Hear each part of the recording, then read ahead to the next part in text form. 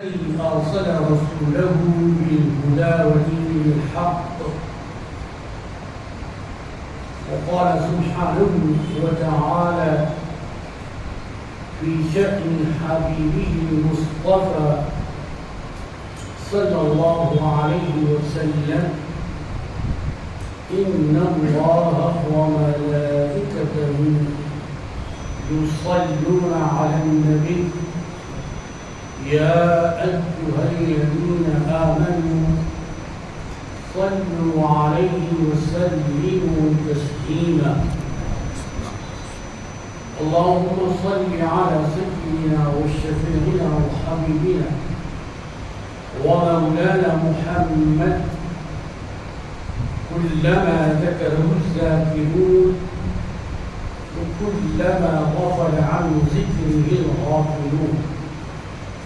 وصل على جميع الأنبياء والمرسلين وعلى الملائكة المقربين وسلم تسليما كثيرا كثيرا. رب اشرح لي صدري ويسر لي أمري واحلل عقدة من لساني يفقهوا قولي. سبحان ربك رب العزة عما يصفون وسلام على المرسلين والحمد لله رب العالمين. ادب گاہی تیرے آسمان از عرش نازک تر نفس دم کردنی آیت جنید و بایزی اینجا.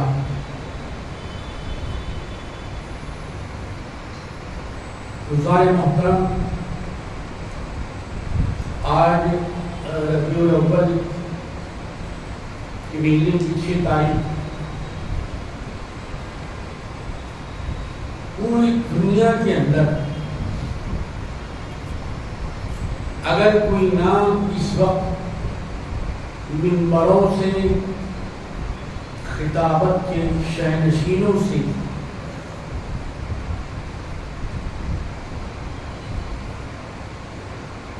گونج رہا ہے تو صرف ایک ہی نام ہے، وہ نام محمد صلی اللہ علیہ وسلم.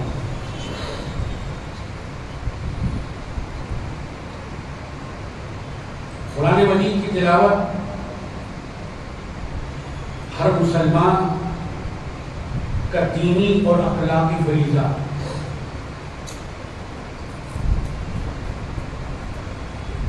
مسلمان قرآن مجید سے روشنی حاصل کرتا ہے، چاہے اس روشنی کا تعلق دنیا سے ہو یا اس کا تعلق دین سے ہو. ہر دو کے مسائل کے لیے اللہ نے مسلمان کے ہاتھوں میں قرآن مجید دی کہ اے لوگوں اپنے معاملات، اپنی سیاسیات،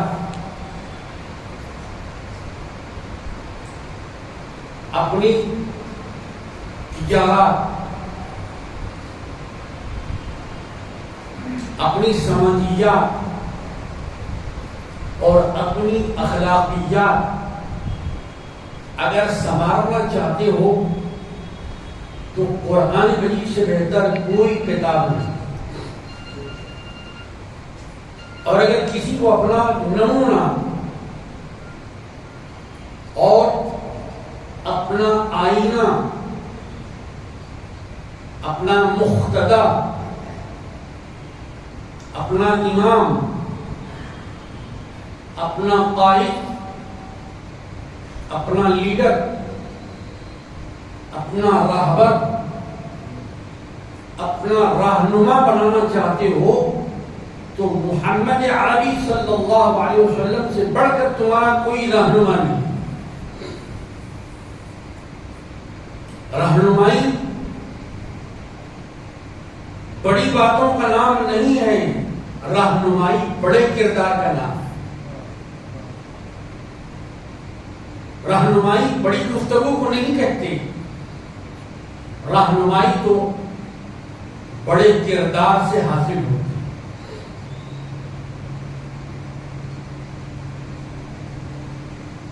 اگر تم بڑائی کے خواہش مند ہو، اگر تم عزت کے خواہش مند ہو، تو تمہاری عزت ہم نے اسوہ محمدی صلی اللہ علیہ وسلم پر رکھ دی ہے۔ اس خزانے سے تم کو یہ گوہر بے بہا ملنے والا ہے، جس کو اسوہ حسنین محمدی صلی اللہ علیہ وسلم کہا جاتا ہے۔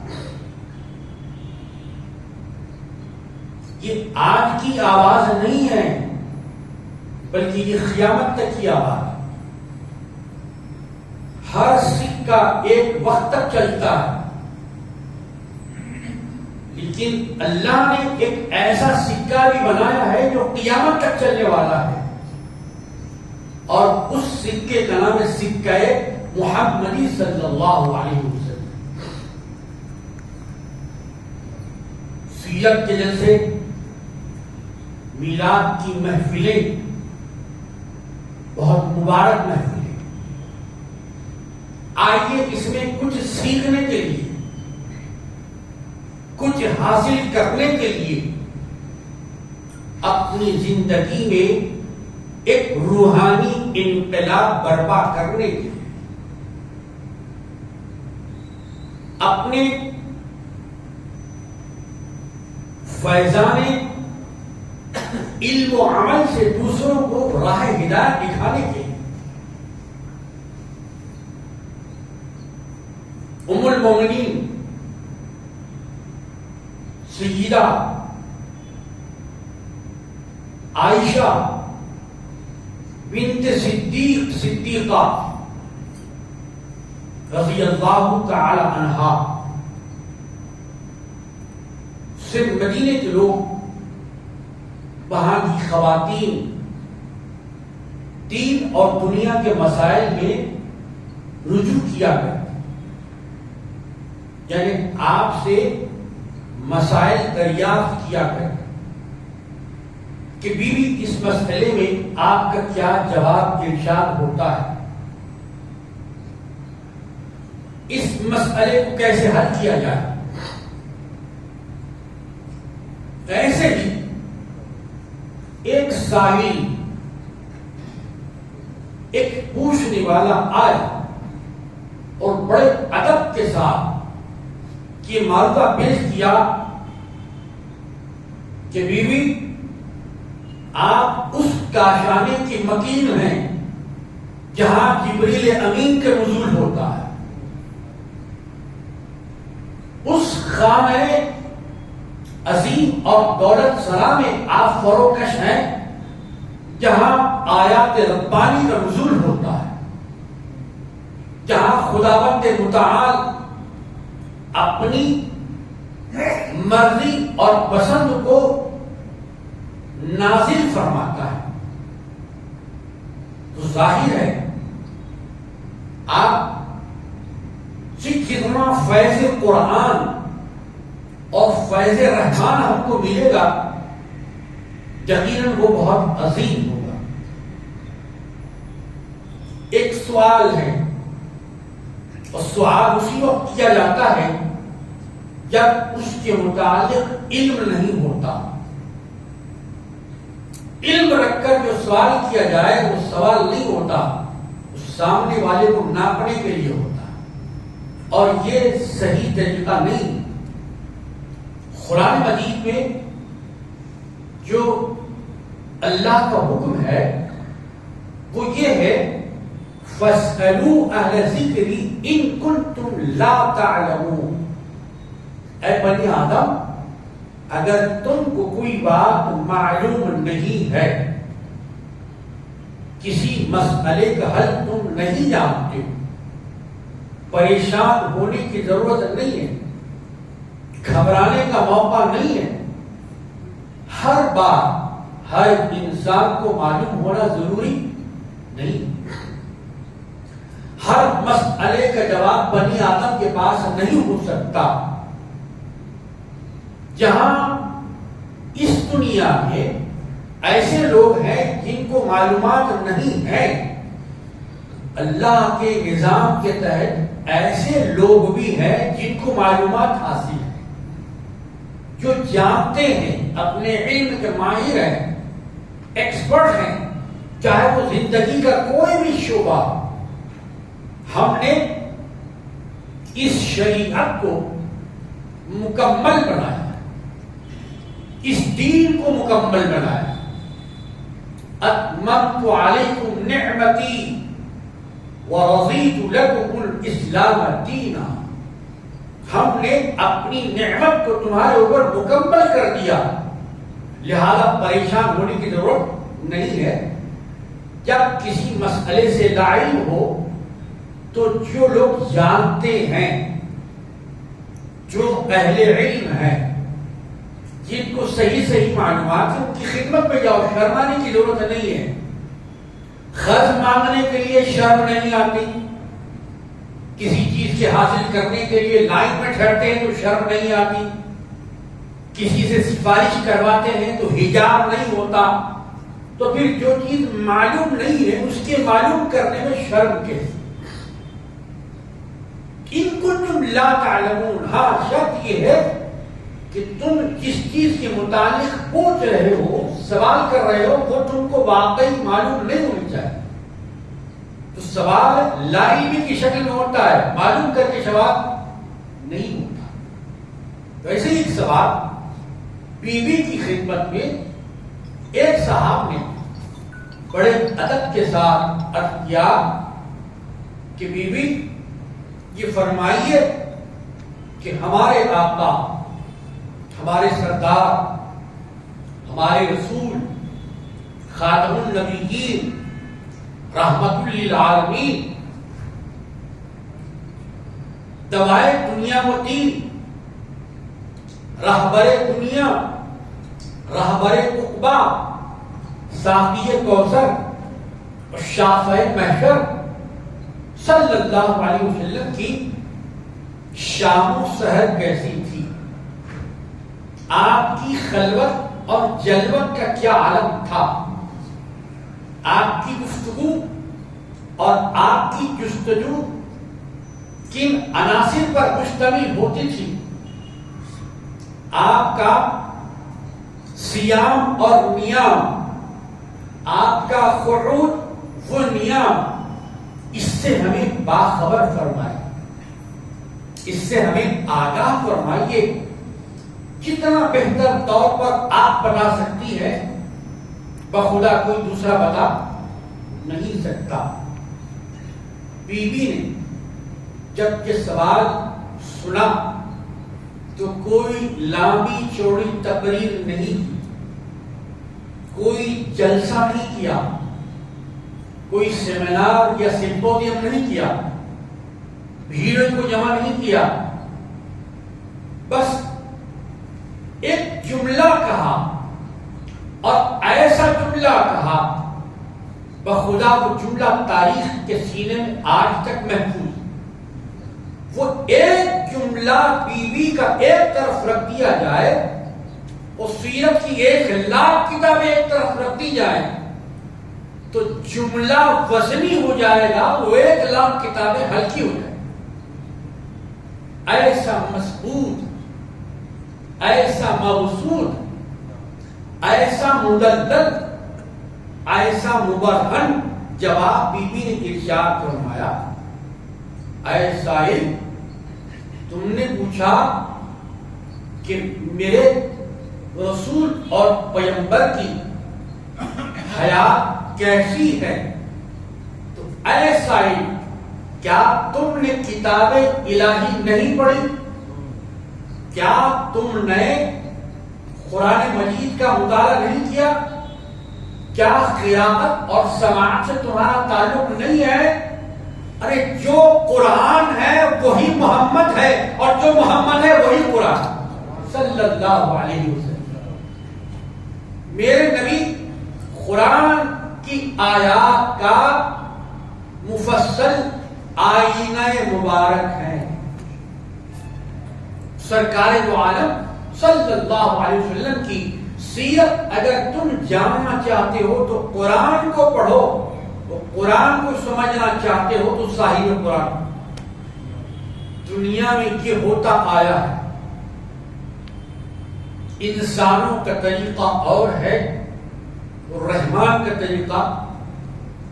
دنیا پہلے تھیوری بتاتی، اس کے بعد عمل یعنی پریکٹیکل کی طرف لے جاتی. جس نے پہلے تھیوری کو سمجھ لیا اسے پریکٹیکل سمجھنے میں آسانی ہوتی ہے.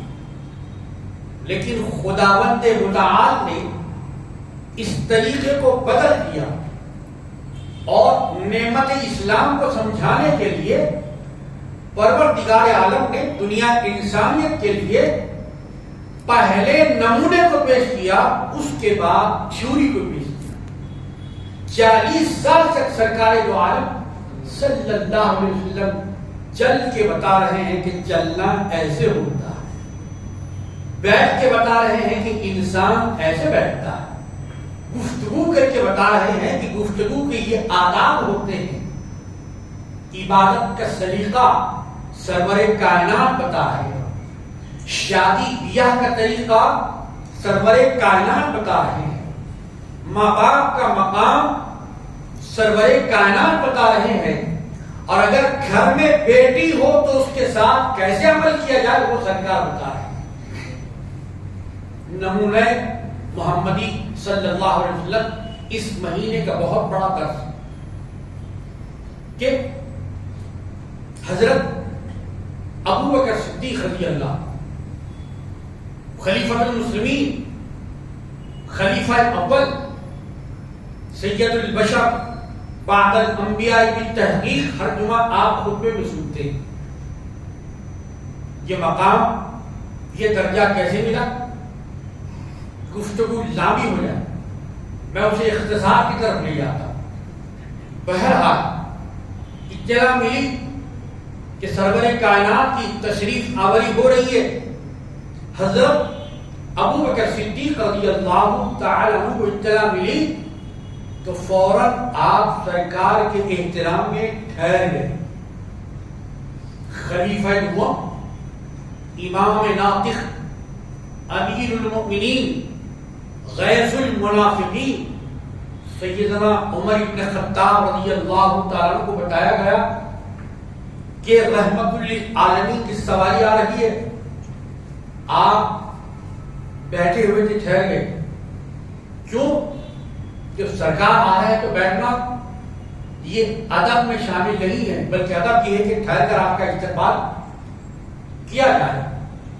جامع القرآن، کامل الحیاء والایمان سیدنا عثمان ابن عفان رضی اللہ تعالیٰ عنہ کو یہ بتایا گیا کہ آپ کے آقا تشریف لا رہے ہیں، صاحب قرآن کی سواری آ رہی ہے. حضرت عثمان ابن عفان رضی اللہ تعالیٰ عنہ ٹھہرے. مظہر العجائب والغرائب، غالب علی کل غالب، فاتح خیبر من کنت مولا فہذا علی المولا کو یہ بتایا گیا کہ رحمت عالم صلی اللہ علیہ وسلم جلوہ فرما ہو رہے ہیں. سیدنا علی مرتضی رضی اللہ تعالیٰ عنہ ٹھہرے. سرکار کے ادب و احترام، ہر صحابی سرکار کے احترام میں ٹھہر رہے ہیں. لیکن ایک بات دیکھا گیا، جن کے لیے ساری کائنات خیام کر رہی ہے وہ کسی کے لیے خیام کر رہے ہیں، وہ اٹھ گئے ہیں. پوچھا گیا حدیث کے راویوں سے کہ وہ کون تھے جن کے لیے پیغمبر خدا رسول مجتبی رحمت للعالمین ساقی کوثر شمس الضحیٰ بدر الدجا صلی اللہ علیہ وسلم ٹھہر گئے. کہا کہ اس وقت سرکار جو اٹھ گئے وہاں کوئی اور نہیں تھے، بی بی فاطمہ تشریف لا رہی تھی. رضی اللہ تعالی عنہا بتایا کہ اگر بیٹی پیدا ہو تو اپنے آپ کو ذلیل و کمتر نہ سمجھنا. بیٹی تمہارے لیے عزت ہے، بیٹی تمہارے لیے احترام ہے، بیٹی تمہارے جنت میں جانے کا راستہ فراہم کرتی ہے. بیٹی تمہارے لیے اللہ کی طرف سے ایک نعمت ہے. وہ جو صرف بچوں کو ہی اللہ کی نعمت سمجھتے ہیں، سرکار دو عالم رحمت دو عالم صلی اللہ علیہ وسلم نے بتایا کہ بیٹی کا کیا مقام، بیٹی کا کیا درجہ ہوتا ہے. عزیزان محترم، آج جب کہ ہم ساری دنیا کے اندر میلاد النبی صلی اللہ علیہ وسلم منا رہے ہیں، کیا ہم نے بیٹیوں کو وہ مقام دیا ہے؟ کیا ہم نے بیٹیوں کو وہ عزت دی ہے جو سرکار دو عالم صلی اللہ علیہ وسلم دے رہے؟ سوچنے کا مقام ہے. وہ لوگ جو کسی کی بیٹی کو اپنے گھر میں لاتے ہیں، نہ کھانا دیتے ہیں، نہ پانی دیتے ہیں، نہ روٹی دیتے ہیں، نہ سکون دیتے ہیں، نہ چین دیتے ہیں، آخر میں یہ ہے نہ روٹی دیتے ہیں، نہ مطبخ دیتے ہیں، نہ خلا دیتے ہیں، نہ طلاق دیتے ہیں، بلکہ بیچ میں لٹکا کے رکھتے ہیں.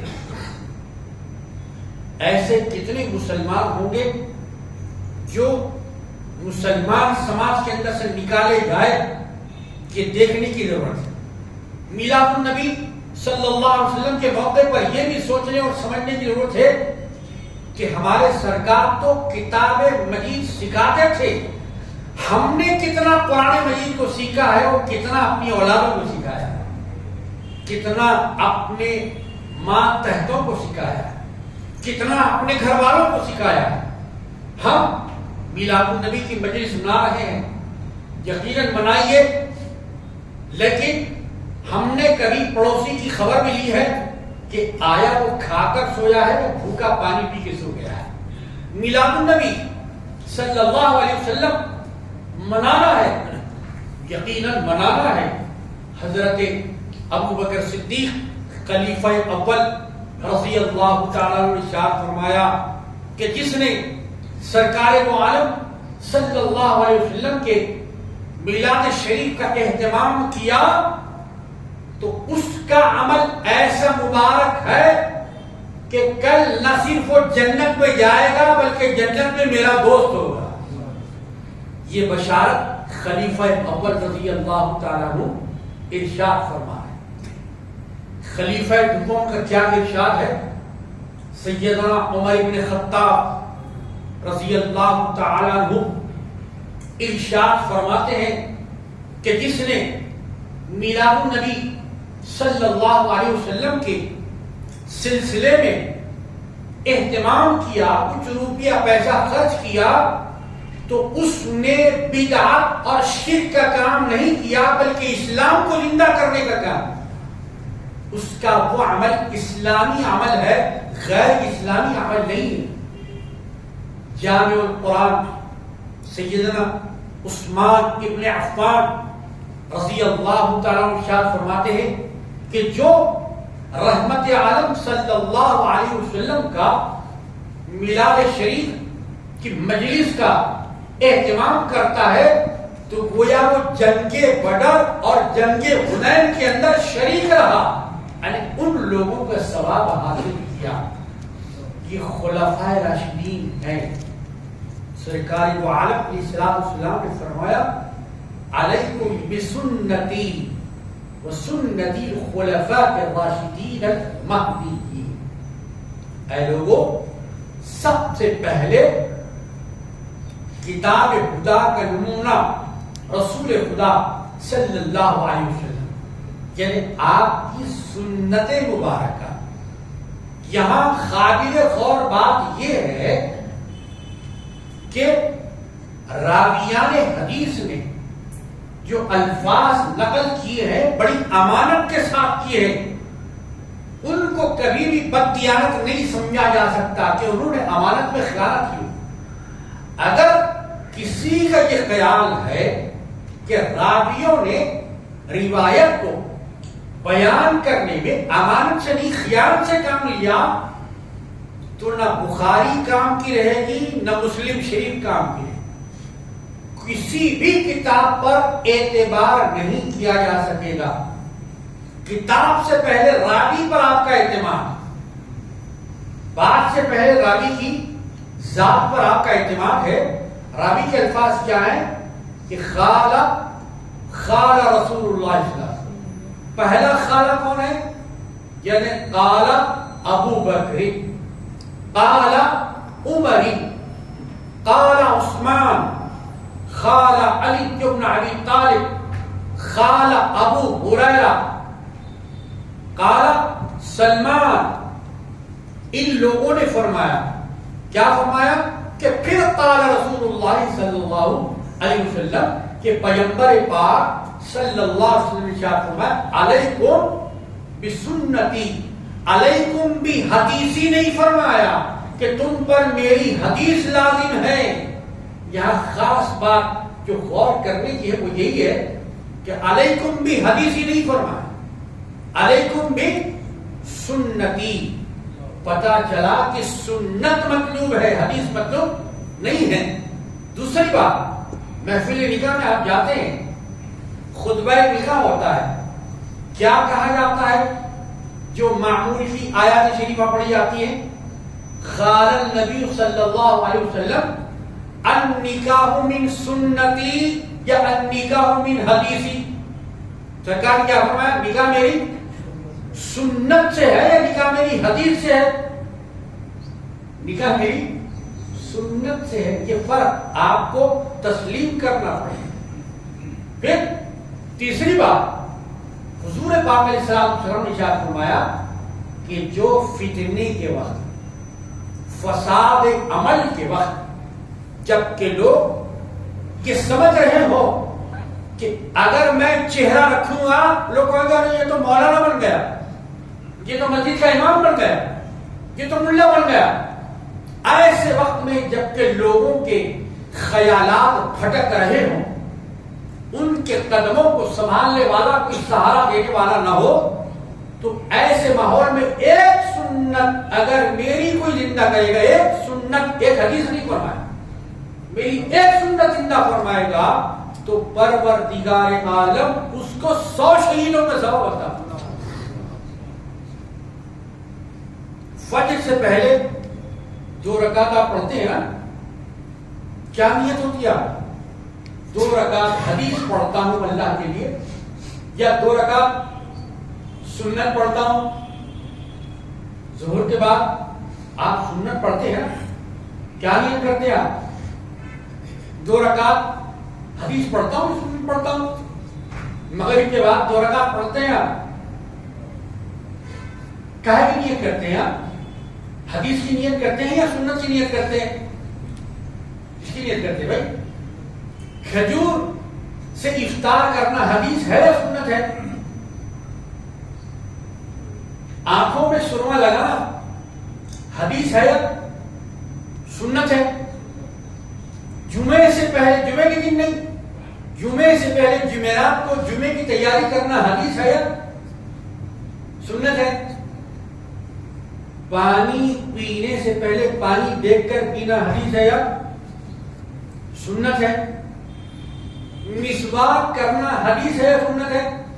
آپ مسواک کر رہے ہیں، میں حدیث کر رہا ہوں، ایسے کسی نے آج تک کہا؟ مسواک کرنا سنت ہے. علماء کے لیے ہمیشہ امامہ، جسے امامہ کہا جاتا ہے، وہ دراصل امامہ عین سے امامہ شریف، شملہ، پگڑی، صافہ، یہ علماء ملت کے لیے حدیث ہے، سنت ہے؟ سنت ہے. وعلیکم بسنتی وسنت الخلفاء الراشدین. میرے بعد اگر کسی کو تم اپنے لیے نمونہ بنا سکتے ہو تو وہ میرے صحابہ ہیں. صحابہ وہ میرے خلفاء راشدین، بالکل سیدھا راستہ ان کا، کہیں بھی ٹیڑھے نہیں ہو. بالکل سیدھے. اس لیے خلفائے راشدین کہا جاتا ہے. انبیاء کے لیے یہ لفظ راشدین اس لیے نہیں کہا جاتا کہ اللہ تعالیٰ ان کو راشد بنا کے بھیجتا. کبھی انبیاء راشدین آپ نے کہا نہیں کہا, کیونکہ یہ اصطلاحی غلط ہے ان کے. انبیاء راشدین نہیں کہا جاتا. انبیاء خود ہدایت کا سرچشمہ ہوتے ہیں. انبیاء سیدھے خود اللہ کی طرف سے بنائے ہوئے آتے ہیں. جیسے انبیاء راشدین نہیں کہتے, بلکہ کیا کہتے ہیں, انبیاء کرام, انبیاء علیہم الصلوۃ والسلام. تو حضور پاک علیہ السلام کا ارشاد گرامی ہے کہ میرے بعد اگر دنیا میں کوئی انسان قابل بھروسہ ہے, قابل نمونہ ہے, جن کی اگر اتباع کی جا سکتی ہے, اگر کوئی معیار حق ہے, تو وہ کون ہے؟ میرے صحابہ میں خلفائے راشدین ہیں. دیکھیے جمعہ کے دن بطور خاص دو چیزیں ہوتی ہیں. آپ ان دو چیزوں کے اندر شامل رہتے ہیں. میں وضاحت کروں. نمبر 1, جمعہ کے دن ہر نماز کے لیے ایک ہی اذان ہوتی ہے, لیکن جمعہ کے دن 2 اذانیں ہوتی ہیں. ایک تو یہ کہ بھائی نماز جمعہ کا ٹائم ہو گیا ہے, آپ کاروبار میں ہیں, کاروبار حرام نہیں کیجیے, لیکن جب جمعہ کی پہلی اذان ہو جائے تو اب ایمان کا تقاضا, اللہ کی محبت کا تقاضا یہ ہے کہ کاروبار ترک کر دو, اللہ اکبر کی طرف. فَسَعَوْا إِلَىٰ ذِكْرِ اللَّهِ, جلدی کرو. دوسری اذان کے وقت نہیں, پہلی اذان کی. تو یہ پہلی اذان کس کے لیے ہوئی کہ آپ نماز کا وقت ہو گیا. ایک دوسری اذان ممبر کے سامنے ہوتی ہے, خطیب صاحب کے سامنے ہوتی ہے, گیٹ پر نہیں ہوتی. کہاں ہوتی ہے دوسری اذان؟ یہ ممبر کے پاس خطیب صاحب کے سامنے. یہ دوسری اذان کب ایجاد ہوئی؟ یہ جو دوسری اذان ہے حضور پاک علیہ السلام کے عہد مبارک میں نہیں تھی. خلیفہ اول رضی اللہ عنہ کے دور میں نہیں تھی. خلیفہ دوم سیدنا عمر بن خطاب رضی اللہ عنہ کے عہد مبارک میں نہیں تھی. لیکن جب دیکھا گیا کہ جیسے جیسے لوگ عہد نبوت سے, زمانے رسالت سے دور ہوتے جا رہے ہیں, کاروبار, پیسہ, لباس, دنیا داری کی وجہ سے دینداری میں سستی اور تغافل ہو رہا ہے. پہلی اذان پہ لوگ نہیں آ رہے ہیں. اب جب کہ خطیب صاحب خطبہ دینے کے لیے ممبر پہ چڑھ گئے, خدا کے بندو اب تو آ جاؤ. اچھا جو آ گئے ہیں اب نماز نہیں پڑھی جائے گی, اب وظیفہ نہیں پڑھا جائے گا, اب تسبیح نہیں پڑھی جائے گی. نہ سنت نماز, نہ قضا نماز, نہ واجب نماز, نہ نفل نماز, کوئی بھی نماز نہیں پڑھی جائے گی. خطبہ سننا آپ کو واجب ہے. جب نماز پڑھنا خطبے کے دوران منع کر دیا تو فون دیکھنا کب صحیح ہو سکتا ہے میرے بھائی؟ میسج دیکھنا کب صحیح ہو سکتا ہے؟ کب ہم خدا کا میسج پڑھیں گے اور فون کا میسج چھوڑیں گے پتہ نہیں. کتنے ربیع الاول آ گئے چلے گئے, لیکن ہمارے کانوں کے ڈھکن نہیں نکلے, ہماری آنکھوں کا پردہ نہیں اٹھا. کم از کم خدا اس ربیع الاول کے مہینے میں ہماری آنکھوں سے پردہ اٹھا دے, ہمارے کانوں کا پردہ اٹھا دے, ہمارے ہاتھوں کو صحیح راستے پہ لگا دے, ہمارے قدموں کو صحیح راستے پہ لگا دے. اور میلاد النبی صلی اللہ علیہ وسلم کا نام ہم نے سمجھا ہے کہ ایک پہیے پہ گاڑی چلائی جائے کہ میلاد النبی کو بدنام کر. چیخے مارنے کا نام میلاد النبی نہیں ہے, گھر میں بیٹھ کے تلاوت قرآن کرنے کا نام میلاد النبی. سرکار کی سنت سے اپنے آپ کو منور کرنے کا نام میلاد النبی ہے. جھنڈے لے کے دوڑنے گھومنے کا نام میلاد النبی نہیں ہے. میرے عزیزو, جھنڈے میں جو لا الہ الا اللہ محمد رسول اللہ لکھا ہے, کپڑے کے ساتھ ساتھ اپنے دل میں نقش کرنے کا نام میلاد النبی صلی اللہ علیہ وسلم۔ میلاد النبی کو میرے بھائی تماشا نہ بنائیں، میلاد النبی زحمت نہیں ہے، میلاد النبی تو رحمت ہے۔ پروردگار عالم نے فرمایا وما ارسلناک الا رحمۃ للعالمین، رسول تو رحمت للعالمین ہے، لیکن رسول کا امتی زحمت للعالمین بن رہا ہے۔ رسول تو رحمت پھیلا رہے ہیں لیکن رسول کا امتی زحمت پھیلا رہا ہے۔ کیا امتی دنیا میں زحمت پھیلانے کے لیے، لوگوں کو تکلیف دینے کے لیے، دین کو بدنام کرنے کے لیے، مسلمانوں کی چھوی بگاڑنے کے لیے آیا ہے؟ نہیں آیا ہے۔ میرے عزیزو دوستو، میلاد النبی میں ہی ربیع الاول میں 1 سے لے کے 12 تک یہاں پہ جلسے ہوتے ہیں۔ یہ بتائیے کہ مسلمان دنیا میں کسی کا خون لینے نہیں آیا ہے بلکہ ضرورت پڑنے پر خون دینے آیا ہے۔ اللہ جزائے خیر دے غوث الثقلین ایسوسیشن کے نمائندگان کو، ان کے عہدیداران کو، کہ برسوں سے عیدگاہ بالم رائے جو یہاں سے بالکل تھوڑے سے فاصلے پر ہے، ایک بلڈ ڈونیشن یعنی خون کے عطیے کے کیمپ کا اہتمام کرتے، وہاں پورا ماہر اسٹاف، ڈاکٹرز اور جو بھی ان کے معاونین ہوتے ہیں پورے انتظامات کے ساتھ وہاں پر موجود رہتے ہیں۔ الحمدللہ سینکڑوں حضرات جو صحت مند ہیں، تندرست ہیں، توانا ہیں، جن کے دل میں یہ جذبہ ہے کہ پیغمبر نے اپنی امت کے لیے خون دیا ہے، جب پیغمبر نے لیا ہے تو ان کا امتی بھی خون دینے کے لیے دیا ہے۔ ہم خون لینے والے نہیں، ہم کسی کا مرڈر کرنے والے نہیں، ہم کسی کا مال لوٹنے والے نہیں، ہم کسی کی گاڑی کا سرقہ کرنے والے نہیں، ہم کسی کا بینک سے پیسہ ہیک کرنے والے نہیں، ہم غیر ضروری فون کر کے کسی کو ستانے والے نہیں، ہم پڑوسی سے جھگڑا کرنے والے نہیں۔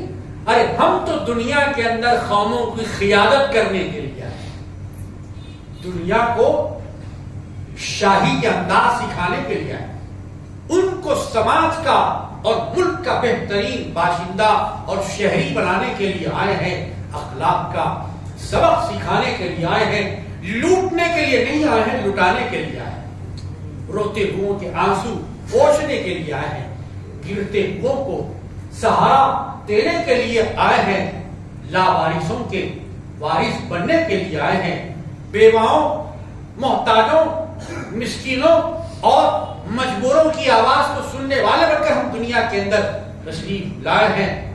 کنتم خیر امۃ اخرجت للناس تأمرون بالمعروف وتنہون عن المنکر، جس مسلمان کے اوصاف حسنہ بتائے گئے تھے کہ محمد عربی کا غلام برائی نہیں کرتا، برائی کو روکتا ہے، اچھائی پہ خود عمل کرتا ہے، اچھائی کی دوسروں کو دعوت دیتا ہے۔ یہ منصب تھا ہمارا، یہ ڈیوٹی تھی ہماری، لیکن ہم منزل سے بھٹک کے کہاں چلے گئے؟ جب منزل سے ہٹ گئے تو پھر لوگ ہم کو ڈرانے بھی لگے، مارنے بھی لگے، مکین کو بھی ڈرانے لگے، مکان کو بھی گرانے لگے، اس لیے کہ ہم نے غلام محمد ہونے کا ثبوت چھوڑ دیا، اوروں کے غلام بن گئے، جی دھن دولت کے غلام بن گئے، لوہے کے آلات کے غلام بن گئے، پلاسٹک کے ڈبوں کے غلام بن گئے، اور ہم دوسروں کی غلامی کرنے لگے۔ محمد عربی صلی اللہ علیہ وسلم کی غلامی ہمیں چھوڑ دیا، جبکہ پروردگار عالم ارشاد فرما رہا ہے تمہاری کامیابی، تمہاری فوج، تمہاری فلاح اور تمہارا درجہ اور تمہارا مقام تو خدم محمد صلی اللہ علیہ وسلم ہے۔ من یطیع الرسول فقد اطاع اللہ۔ اے مسلمانوں سن لو کہ تم سے اللہ اسی وقت خوش ہوگا جب تم محمد عربی صلی اللہ علیہ وسلم سے خوش ہو، تم سے اللہ اس وقت خوش ہوگا جب کہ تم کتاب الہی سے خوش ہوگے۔ اگر تم اللہ کو خوش کرنا چاہتے ہو تو کم از کم زبان سے کلمہ تو سیکھو، کلمہ تو پڑھو، درود تو پڑھو، ارے اذکار نماز سیکھو۔ اذکار نماز معلوم نہیں، اتحیات معلوم نہیں، خنوت معلوم نہیں، نازلہ معلوم نہیں، اور بڑی بڑی باتیں کرنے کے لیے ہم چلتے ہیں۔ بڑے بڑے مسائل حل کرنے کے لیے چڑھتے ہیں اور بڑے بڑے دعوے ہمارے ہوتے ہیں، جبکہ قرآن کا سورہ رحمان ہم کو صحیح پڑھنے نہیں آتا، سورہ ملک کا ترجمہ ہم کو نہیں معلوم۔ عزیزان محترم، اس ماہ ربیع الاول میں یہ عہد کرنا ہے، ہاتھ اٹھا کے نہیں، وہ طریقہ کسی اور کا ہے، دل کا ہاتھ اٹھائیے، دل کے کان کھولیے، دل کی زبان کو جگا دیجیے، دل کے دماغ کو کام میں لائیے اور یہ بتائیے کہ مسلمان اس دنیا کے اندر ہادی بن کر آیا ہے، امامت کرنے والا بن کر آیا ہے، وہ لوگوں کو سچائی کا راستہ بتانے کے لیے آیا ہے۔ میرے عزیزوں اور دوستوں، اللہ تبارک و تعالیٰ اپنے پیغمبر کے بارے میں ارشاد فرماتا ہے، وما ارسلناک الا رحمۃ للعالمین، اور جب دینے کی باری آئی تو اللہ نے ارشاد فرمایا، انا اعطیناک الکوثر فصلی لربک وانحر ان شانئک هو الابتر۔ جب نبی کے ادب کی بات آئی تو اللہ نے فرمایا، لا ترفعوا اصواتکم فوق صوت النبی، خبردار اپنی آواز کو پیغمبر کی آواز پر بلند نہ کرنا۔ کیوں؟ اگر تمہاری آواز، اگر تمہارا فیصلہ پیغمبر کے فیصلے پر، اگر تمہاری مرضی پیغمبر کی مرضی پر چلی گئی تو پھر سنو، تمہاری نماز، تمہارا حج، تمہارا روزہ، تمہاری زکات، تمہاری خیرات، تمہارا صدقہ سب تمہارے منہ پہ اللہ مار دے گا، اس کو کسی عمل کی ضرورت نہیں، تمہارا یہ نامہ اعمال بالکل بلینک ہو جائے، سادہ ہو جائے گا کہ بارگاہ نبوی میں بے ادبی کا یہ نتیجہ ہے۔ پروردگار عالم اپنے حبیب کے بارے میں ارشاد فرما رہا ہے، فلا وربک لا یؤمنون حتی یحکموک فیما شجر بینہم۔ اے مومنو، تم اس وقت تک مومن نہیں ہو سکتے جب تک کہ میرے پیغمبر کے حکم کو تسلیم نہ کرو، میرے نبی کی سنت کو تسلیم نہ کر لو اور اپنی زندگی کو پیغمبر کی اسوے کے اندر نہ ڈھال لو، تم کبھی بھی مومن نہیں ہو سکتے۔ تم دنیا میں سب کچھ ہو سکتے ہو، لیکن اگر مسلمان کہلانا چاہتے ہو تو میرے حبیب کے ہو جاؤ۔ پروردگار عالم ارشاد فرماتا ہے، سبحان الذی اسری بعبدہ لیلا من المسجد الحرام الی المسجد الاقصی۔ سب چلتے ہیں، زمین پہ چلتے ہیں، سب چلتے ہیں تو فرش خداوندی پہ چلتے ہیں، لیکن میرے حبیب چلتے ہیں تو سارے آسمانوں کو پار کر دیتے ہیں، انہیں کوئی چیز روک نہیں سکتی، سارے آسمانوں میں ان کا استقبال ہوتا ہے۔ عام آدمی کے سفر میں اور پیغمبر کے سفر میں اتنا بڑا فرق ہے۔ عزیزان گرامی، پروردگار عالم ارشاد فرماتا ہے، تمہارے پاس الفاظ ہیں، تمہارے پاس زبان ہے، ارے تمہاری زبان تو اتنی گندی ہے کہ تمہاری صبح گالی سے ہوتی ہے، تمہاری شام گالی سے ہوتی ہے، نہ تم خدا کا نام لینے کے قابل ہو، نہ رسول خدا کا نام لینے کے قابل ہو، تم کیا میرے حبیب کا ذکر بلند کر سکو گے؟ پھر پروردگار کون کرے گا؟ کہا کہ میں کروں گا۔ وَرَفَعْنَا لَكَ ذِكْرَكَ، کوئی دنیا میں پیغمبر کا ذکر بلند کرے نہ کرے، لیکن خدا ذکر بلند کرے گا۔ کیسے کرے گا؟ وَالضُّحَىٰ وَاللَّيْلِ إِذَا سَجَىٰ، چمکنے والے اس سورج کی قسم، اور چمکنے والے اس میرے حبیب کے خد و گال کی قسم، اور دیکھنے والی مسلسل تکنے والی چہرے خداوندی، چہرے رحمت کو ان آنکھوں کی قسم، یہ تو ذات کی قسم ہے، اور اس شہر میں میرے حبیب پیدا ہوئے اس مٹی کی قسم۔ اللہ اکبر، یہ پروردگار عالم کا ارشاد ہو رہا ہے۔